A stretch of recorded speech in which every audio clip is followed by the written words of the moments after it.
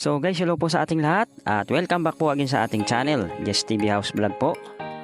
So Merry Christmas po in advance, Happy New Year po sa ating lahat. Sana po ay nasa mabuti po silang kalagayan. So guys, isa na naman pong kababayan natin ang nag-share po ng kanilang house build. So guys, tara panoorin na po natin ang kanilang video at makakuha po tayo ng idea dito at the same time na maaari po natin gamitin na kung tayo po ay magbibuild ng sarili po nating dream house. Again, ang video na to ay ginawa not to brag but to inspire other people na gusto pong mag-build ng sarili po nilang dream house. So guys, meet po natin yung owner ng house na ipipicture natin for today, si Ma'am Cher Bagaslao. Siya po isang government employee. And maraming salamat po muna sa owner at binigyan po tayo ng chance na maipicture po ang kanilang house dito po sa ating channel. Thank you very much po, ma'am and sir. At start building po ng kanilang dream house noong year 2019. At ito po ay may sukat na 90 square meter.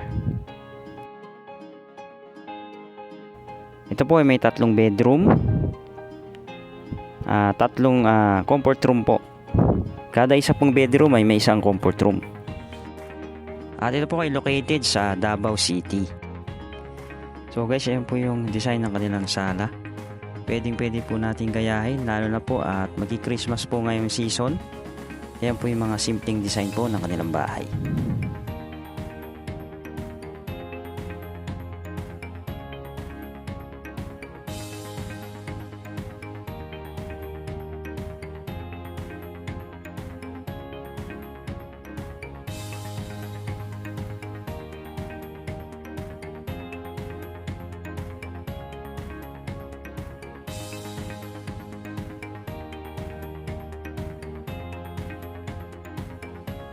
At narito naman po yung isa sa design ng kanilang mga bedroom. So ayan guys, napakaganda din po. Pwede rin po natin gayahin yung kanilang design.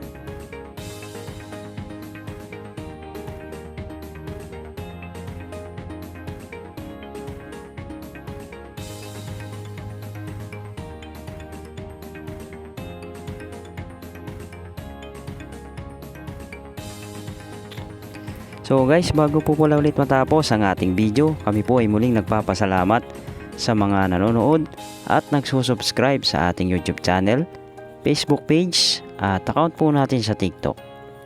Maraming salamat po sa nag-share at wala pong sawang nagsusuporta po sa ating channel.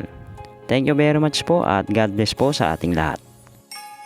And ang overall cost po na nagastos po nila sa kapatayo po ng kanilang dream house ay umabot daw po ng 1 million pesos.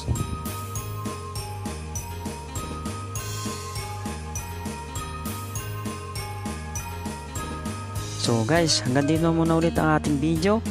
Sana po ay nakapagbigay po muli kami sa kanila ng panibago po nilang gagamitin na idea na kung sila po ay nagbabalak pong magpatayo ng ganito po klaseng bahay. And then muli kami po ay nagpapasalamat sa owner, kay Ma'am Cheryl Karungay Bagaslao, na binigyan po tayo ng chance ma-feature po ang kanilang house dito po sa ating channel. Thank you very much po at God bless po sa ating lahat and see you po next video.